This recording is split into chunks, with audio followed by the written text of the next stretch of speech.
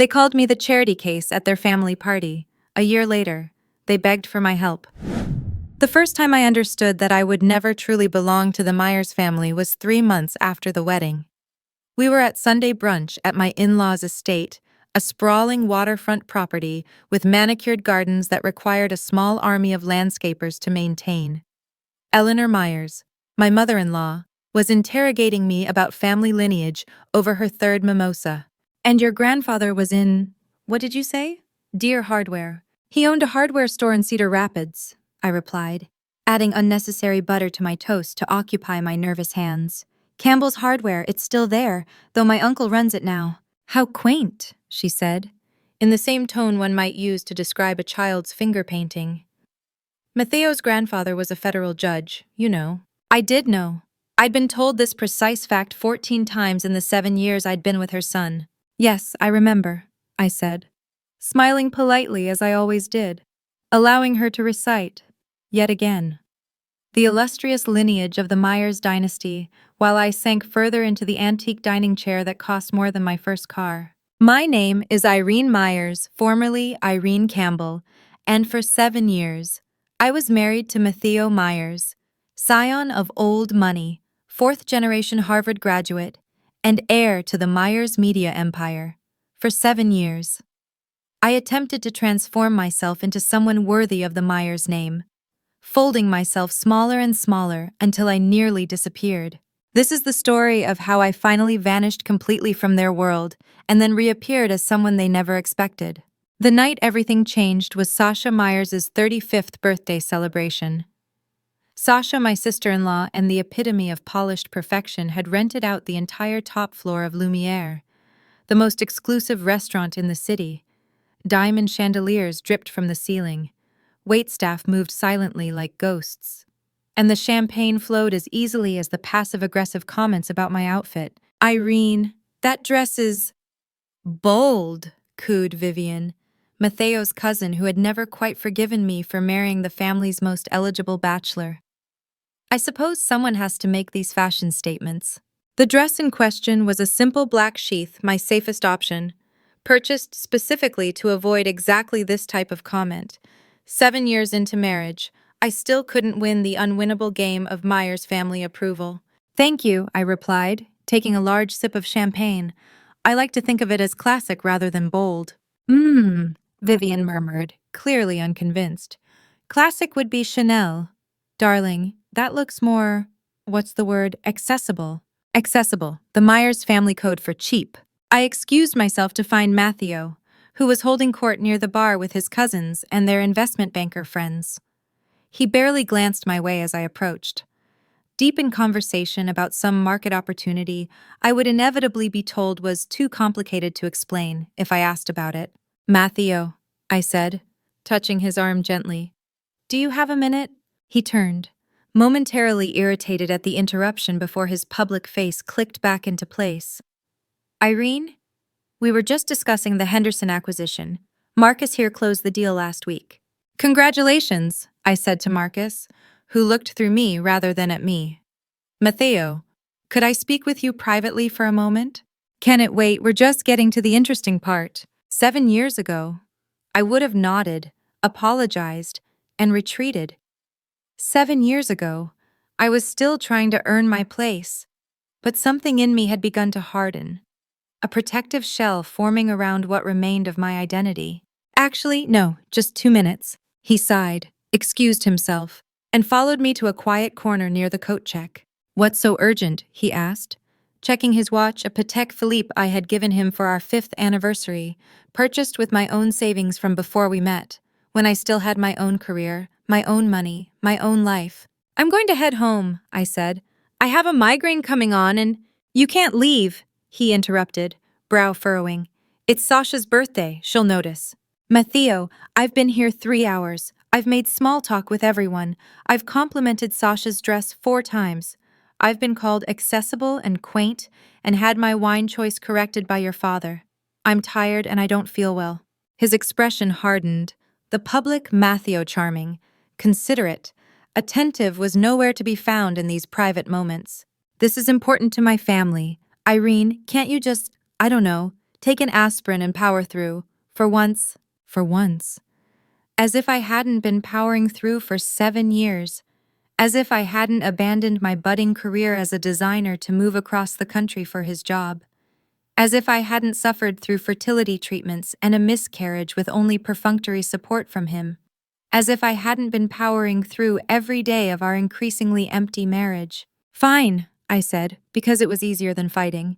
I'll stay. His face relaxed into relieved approval, and he kissed my forehead, a gesture that once made my heart flutter, but now felt like the pat you give a well-behaved pet. I returned to the party, found a fresh glass of champagne, and positioned myself near a group of women I'd met at previous Myers gatherings, not friends. Exactly, but familiar faces who might provide conversation that didn't feel like psychological warfare. That's when Sasha clinked her glass, commanding the room's attention. Thank you all for coming to celebrate with me tonight. She beamed, radiant in designer silk that probably cost more than most people's monthly rent. It means everything to have my favorite people here, family, true friends. And of course, she paused, her eyes finding me in the crowd with a gleam that should have warned me what was coming. Our charity cases. A titter of laughter rippled through the room. My cheeks burned as every eye turned toward me. Oh, don't look so serious, Irene, Sasha continued, her smile sharp as a blade. We're all family here, even those of us who married in from, where was it again, some flyover state with a charming little hardware store. More laughter, louder now. I stood frozen, champagne halfway to my lips, as Sasha continued her toast, smoothly transitioning to thanking her parents for the genetic lottery win of being born a Myers. But it wasn't Sasha's cruelty that broke me. It was turning to find Matteo, my husband, my supposed partner, laughing along with everyone else. Not a trace of discomfort or defense for me on his handsome face. In that crystalline moment, watching the man I had given 7 years to laugh at my public humiliation, something inside me finally, irrevocably shattered. I set down my champagne glass carefully on a nearby table, collected my wrap from the coat check, and walked out of Lumiere without saying goodbye to anyone, not even Matteo. No one came after me. No one called to check if I was okay. My phone remained tellingly silent as I took a taxi back to our expensive, soulless apartment that had never felt like home. By morning, I was gone. Looking back, I can trace the slow erosion of myself through the years with Matteo. When we met in New York, I was 26. 2 years out of design school and working at a small but respected interior design firm. I specialized in commercial spaces, restaurants and boutique hotels, with an aesthetic that blended industrial elements with unexpected touches of whimsy. My portfolio was growing, my reputation building. I had an affordable apartment shared with 2 other creative types, a closet full of vintage finds and sample sale treasures, and dreams of starting my own firm by 35. Matteo swept into my life during a restaurant installation I was overseeing. He was handsome in that polished, old money way tailored suit, perfect haircut, confident smile. He asked me to dinner in a manner that made refusal seem inconceivable, and I said yes because he looked at my design work with what I mistook for genuine interest. Our courtship was a whirlwind. Weekend trips to places I'd only seen in magazines, dinners at restaurants where the menu had no prices. A world so different from my middle-class Midwestern upbringing that it felt like stepping into a film. When he proposed 6 months later with a family heirloom ring that felt too heavy on my finger, I said yes because I loved him, or at least, I loved who I thought he was, who I thought we could be together. The first compromise came quickly, moving to Boston, where the Myers family was based, where Matteo was expected to take his place in the family business. I left my budding career, promising myself I'd establish a new client base in Boston. You don't really need to work, Matteo had said, puzzled by my insistence on finding design opportunities in our new city. We have more than enough money. Not my money, I had thought but didn't say. The second compromise was my name. Not just taking Myers, I had expected that, but the gradual disappearance of Irene Campbell, replaced by Mattheo's wife in all the introductions at the endless social events that filled our calendar. The third compromise was my style, my home, my voice, suggestions from Eleanor that perhaps my eclectic design sense wasn't quite right for a Myers home. Gentle corrections from Matteo about which fork to use, which topics were appropriate for conversation, which parts of my past were better left unmentioned in Myers' company. "They're just old-fashioned," he would say when I expressed frustration. "They'll warm up to you eventually." They never did. 7 years of trying to be good enough, proper enough, Myers enough, and still. I was the charity case from the flyover state with the quaint little hardware store in my background. The miscarriage had been the final straw, though I didn't recognize it as such at the time. After 2 years of fertility treatments, we had finally conceived, only to lose the pregnancy at 11 weeks. I had wept for days. Matteo had taken exactly 1 day off work before declaring that life must go on. Eleanor had sent flowers with a note suggesting that perhaps it wasn't meant to be, and reminding me that Myers women historically had their children before 30, a milestone I had already passed. And so, as I packed a single suitcase in the pre-dawn hours after Sasha's birthday party, I wasn't just leaving a husband who had laughed at my humiliation. I was leaving 7 years of slow-motion disappearance, of becoming less myself with each passing day. I left the heirloom engagement ring on the nightstand. I wrote a brief note, "I deserve better than this. Goodbye," and placed it beside the ring. Then I called a car service, went to the airport, and bought a one-way ticket to Seattle, as far from Boston as I could reasonably go while remaining on the same continent. Matteo called 17 hours later, when he finally returned home from what had apparently become an all-night celebration, and found me gone. "What the hell? Irene?" he demanded, voice fuzzy with hangover and indignation. "Where are you?" "Does it matter?" I asked, surprised by the calm in my voice. "You didn't notice I was gone all night." "Of course I noticed. I assumed you went home with your migraine, like you wanted to. And you didn't think to check on me to see if I was okay?" A telling pause. "We were celebrating. It was Sasha's night. It's always someone else's night, isn't it? It's never our night. Just like it's never my family that matters, my career that matters, my feelings that matter." "You're being dramatic." He sighed. "Is this about Sasha's toast?" "It was just a joke, Irene. You need to learn to laugh at yourself a little." "No," I said, feeling a strange lightness spread through me. What I needed to learn was my own worth. And I finally have. I hung up, turned off my phone, and gazed out the window of my airport hotel at the Seattle skyline, shrouded in mist but somehow clearer than anything I'd seen in years. The first 6 months were hard. I found a tiny studio apartment in Capitol Hill, took a job at a local furniture store to pay the bills, and began rebuilding my design portfolio at night. I fought through Matteo's alternating tactics of angry demands and wounded pleas, his threats of financial strangulation, thankfully. I had maintained a separate account he knew nothing about, and finally, his chilly notification that divorce papers were being prepared. "He expects you'll contest it," his family's lawyer informed me during an icy phone call. "Mr. Myers is prepared to be generous if you'll be discreet." Discreet about what? The fact that his family treated me like an unwelcome stray for 7 years? Or the fact that he stood by while his sister humiliated me in public? The lawyer cleared his throat uncomfortably. "Mrs. Myers, let's be practical. You entered this marriage with limited assets and would be leaving with considerably more under Mr. Myers' proposed settlement." I laughed a real laugh, perhaps my first in years. "Tell Matteo I don't want his money. I don't want anything from the Myers family except the dignity of my own name back." The divorce was finalized with startling speed once the Myers family realized I wasn't going to fight for alimony or assets. I signed the papers, reclaimed my maiden name, and focused on rebuilding my life with a freedom that felt both terrifying and exhilarating. Seattle suited me.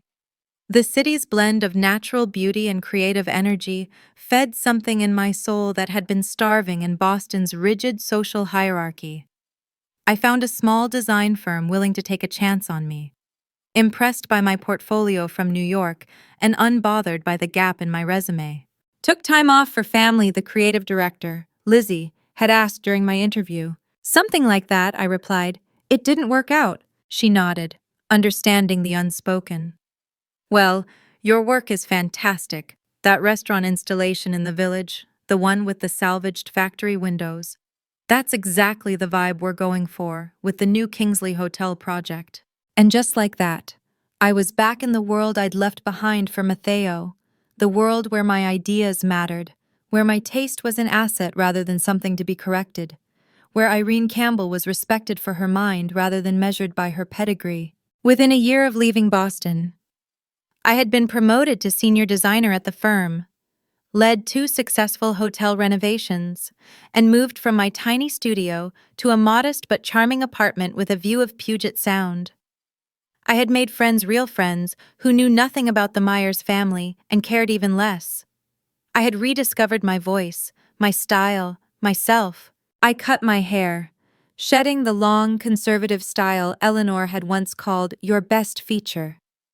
I rebuilt my wardrobe with pieces that expressed my creativity rather than conforming to Boston's old money aesthetics. I started taking ceramics classes on weekends, producing happily imperfect bowls and mugs that would have horrified my former mother-in-law. The pain didn't disappear overnight. There were still moments of doubt, of wondering if I'd failed somehow by not making my marriage work. But those moments grew less frequent as I rebuilt my life on my own terms. And then came the Wellington Hotels project, and with it, the opportunity I never could have anticipated. Irene, we need you in the conference room. Lizzie called, popping her head into my office where I was finalizing fabric selections for a boutique hotel lobby. Big potential client, all hands on deck. I followed her down the hallway, juggling my portfolio and coffee mug, and nearly stopped short at the doorway when I saw the Wellington Hotels logo projected on the screen. Wellington Hotels, one of the largest luxury hotel chains in the world, a contract that could put our small firm on the national map. And, as I knew all too well from my years as Matteo's wife, partially owned by Myers Media Holdings. I took a deep breath and entered the room, taking a seat toward the back, hoping to remain unnoticed until I could figure out exactly who from Wellington was present. A quick scan didn't reveal any familiar faces from the Myers circle, and I began to relax marginally. Until Lizzie said, "We're just waiting for their CEO to join the video call, and then we'll begin." The screen flickered, and there he was, not Matteo, thankfully, but his father, Richard Myers. Myers Media Holdings patriarch and chairman of Wellington Hotels Board. My former father-in-law, looking exactly as stern and imposing as I remembered. I slid lower in my seat, praying he wouldn't notice me among the dozen designers and executives in the room, but fate has a wicked sense of humor. "Before we begin," Richard said, eyes scanning the room through the video feed, "I understand you've recently added a designer with hotel experience to your team, someone who worked on the Delano renovation in New York." Lizzie beamed. "Yes, that would be Irene Campbell, our senior design lead. She'll be heading this project if we're fortunate enough to secure it." All eyes turned to me, including Richard's. I watched recognition dawn on his face, followed quickly by shock and something that looked suspiciously like panic. "Irene," he said, his voice carefully controlled. "What a surprise." "Hello, Richard?" I replied, summoning every ounce of professional composure. "It's been a while." The room temperature seemed to drop 10 degrees as everyone sensed the unexpected tension. "Perhaps," Richard said stiffly, "we should reschedule this presentation for another time." Lizzie looked bewildered. "Is there a problem, Mr. Myers?" I should have stayed quiet, should have excused myself from the room, should have done anything except what I did next. "No problem at all," I said, standing up and moving to the front of the room. "Richard and I are already acquainted. I was married to his son for 7 years. But I assure you, my personal history won't affect my professional capabilities regarding this project." Richard's face on the screen had turned the particular shade of purple I remembered from occasions when staff had disappointed him. "Ms. Campbell," he said icily, "I'm not sure this is appropriate." "What isn't appropriate?" I asked, surprising myself with my calm. "That I'm pursuing my career after my divorce, that I happen to be qualified for a project your company needs completed. Or is it simply that I'm no longer the silent, compliant woman you remember?" The room had gone deathly silent. Lizzie was staring at me with a mixture of horror and awe. Richard cleared his throat. "Perhaps we should discuss this privately." "I don't see why," I replied. Unless there's something unprofessional about employing a highly qualified designer who used to be part of your family as Wellington Hotels, in the habit of making business decisions based on personal vendettas. Richard, his eyes narrowed. Careful, Irene. No, you be careful, I said, surprising myself with my boldness. Our firm has an outstanding proposal for Wellington. If you'd like to see it, we're happy to present. If you'd prefer to take your business elsewhere because of some personal discomfort with my existence, that's certainly your prerogative. But I think your shareholders might be interested to know why you rejected the best design team for the job. Lizzie made a small choking sound beside me. Richard stared at me for a long, tense moment. Then, remarkably, a small, grudging smile appeared. You've changed, Irene. Yes, I agreed. I have. He nodded slowly. Let's see this proposal then. The presentation proceeded with an undercurrent of tension, but we made it through. When it concluded, Richard asked everyone but me to leave the room for a few minutes. That took courage, he said once we were alone. Standing up to me like that. Not courage, I corrected him. Self-respect, something I misplaced during my time with your family. He studied me through the screen. Matteo told us you had a breakdown, that you'd left in the middle of the night. Unstable, making irrational demands. I laughed a genuine laugh of disbelief. Of course he did. It's easier than admitting he and his sister publicly humiliated me while he laughed along. Richard's brow furrowed. What are you talking about? Sasha's birthday party. Her charming toast calling me the family charity case from the flyover state. The one Matteo found so amusing. A flicker of something discomfort recognition crossed his face. I wasn't aware. You never are. Are you the Myers family specializes in polite cruelty followed by convenient amnesia? He was silent for a moment. Be that as it may, you've landed on your feet. Impressive work, actually. It wasn't an apology. It wasn't even an acknowledgement of wrongdoing, but from Richard Myers. It was as close to respect as I was likely to get. Thank you, I said simply. Wellington will be proceeding with your firm for the Seattle and Portland renovations, he said, reverting to business mode. The contract will be significant. I nodded, professional mask back in place. We'll deliver exceptional work. As I turned to leave, he added, Irene Matteo is getting remarried next month. Someone more suitable for the family. I thought you should know. Good for him, I said, genuinely unbothered. I hope she has a stronger sense of self than I did when I joined your family. 3 months later, I was overseeing the Wellington installation in Seattle when a familiar voice behind me said, It looks nothing like I expected. I turned to find Matteo standing in the half-finished hotel lobby, looking both out of place and irritatingly handsome in his tailored suit. That's rather the point of hiring designers, I replied, setting down my tablet. To see possibilities you can't envision yourself. He smiled that charming, practiced smile that had once made my heart race. Now it looked merely performative, like watching an actor play a role. You look different, he said, taking in my cropped hair, my paint-splattered jeans, the tattoo on my wrist I'd gotten to commemorate my new beginning. I am different, I agreed. What are you doing here, Matteo? He gestured vaguely. Wellington business. Father mentioned you were handling the design. A pause. He seems impressed with your work. High praise indeed, I said dryly, especially for the charity case from the flyover state. He had the grace to look uncomfortable. About that night, Sasha was drunk. She didn't mean, Yes, she did, I interrupted. And you laughed. That's what I remember most clearly. Matteo, not your sister's cruelty, but the fact that my husband found it amusing. He shifted his weight, suddenly less certain. I've missed you. You know, Evangeline isn't… Well, she's what my family wanted. And I wasn't, I finished for him. That's the point you're still missing. Matteo, I never wanted to be what your family wanted. I just wanted to be myself, and to have a husband who valued that. I did value you, he protested weakly. No, you valued having me your pretty, accommodating wife who gave up her career and identity to fit into your world. You never valued who I actually was. We stood in silence for a moment, surrounded by drop cloths and paint cans, the evidence of my reclaimed career. Father says Wellington is expanding the contract to include all their West Coast properties, Matteo finally said. Because of your designs. Yes, I confirmed. The contract was just renewed last week. And your firm is opening a Los Angeles office. I nodded. I'll be heading it up, creative director for the entire West Coast division. Something shifted in his expression. Recognition. Perhaps. That the woman he had discarded as insignificant had rebuilt herself into someone commanding respect even from Richard Myers. I underestimated you, he admitted. Everyone did, I replied. Most importantly, I underestimated myself. But that's the beauty of starting over. You get to discover who you really are when you're not trying to be what someone else wants.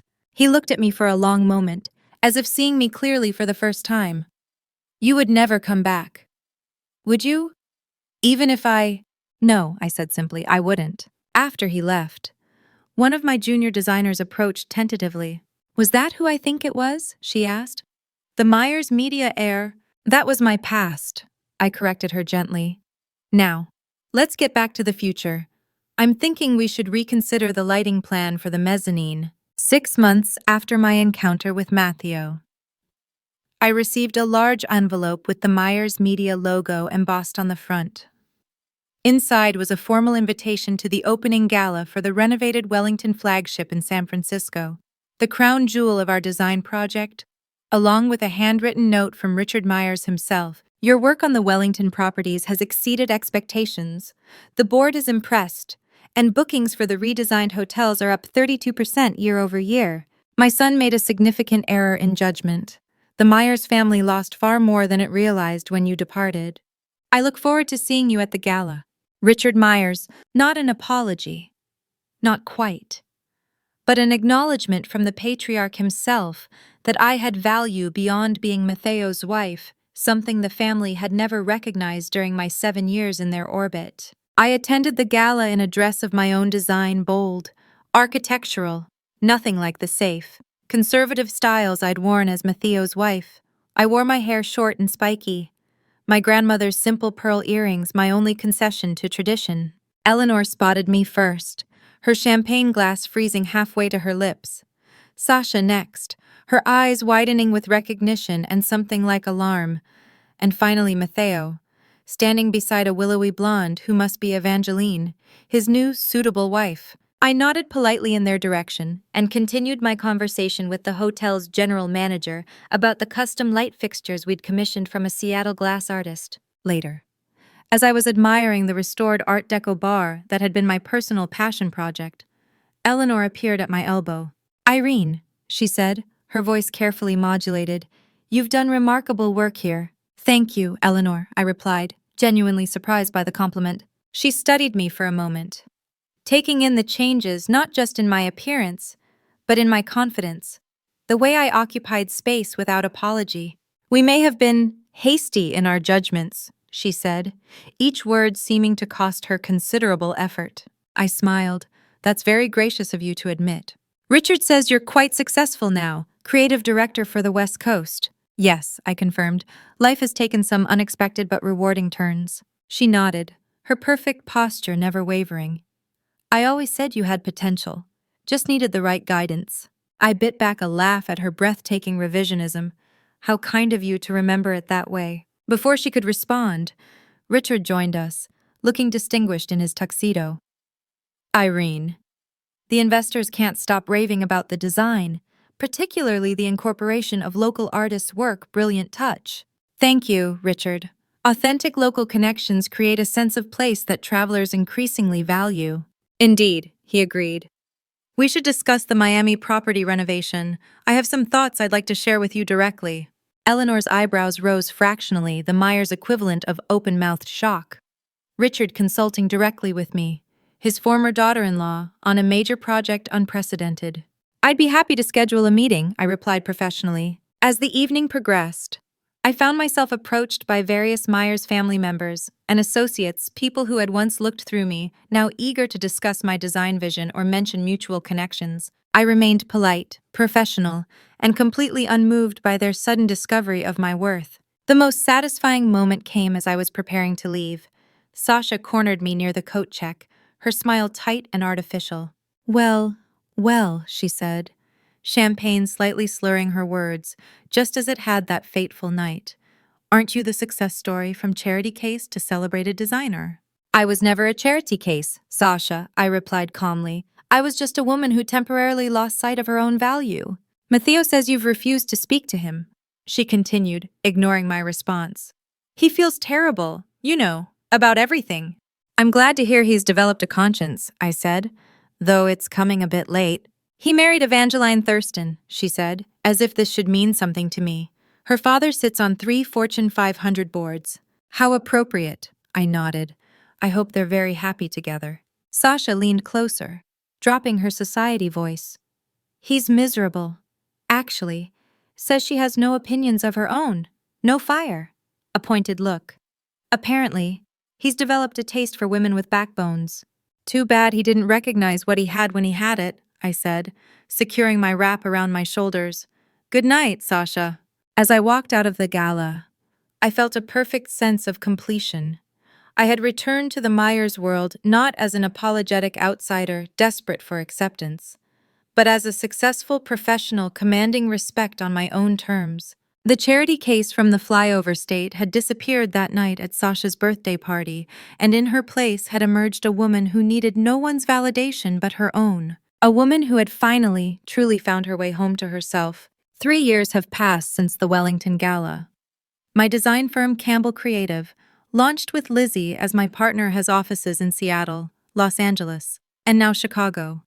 We specialize in boutique hotels and restaurants with authentic connections to their locations, and our waiting list for projects extends well into next year. I'm dating a kind, brilliant architect who appreciates rather than tolerates my independence. My apartment overlooks Elliott Bay, filled with a mix of designer pieces and flea market finds that would make Eleanor Myers shudder, and I love every eclectic inch of it. Last month, a thick envelope arrived containing glossy brochures for the Campbell Collection, a new line of hotel suites being launched throughout the Wellington properties, based on my design concepts. Richard Myers had attached a brief note. Your vision deserves recognition beyond industry circles. The Campbell name should be as recognized in hospitality design as Myers is in media. It wasn't an apology for 7 years of subtle cruelty and exclusion.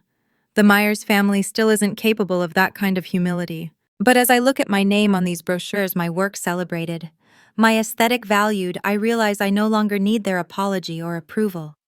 The greatest revenge against people who once made you feel small isn't making them feel small in return. It's growing so fully into yourself that their opinion becomes irrelevant. Sometimes disappearing entirely is the only way to reappear as who you truly are. My name is Irene Campbell. I design spaces that make people feel welcomed rather than judged. And I am finally, completely at home in my own skin.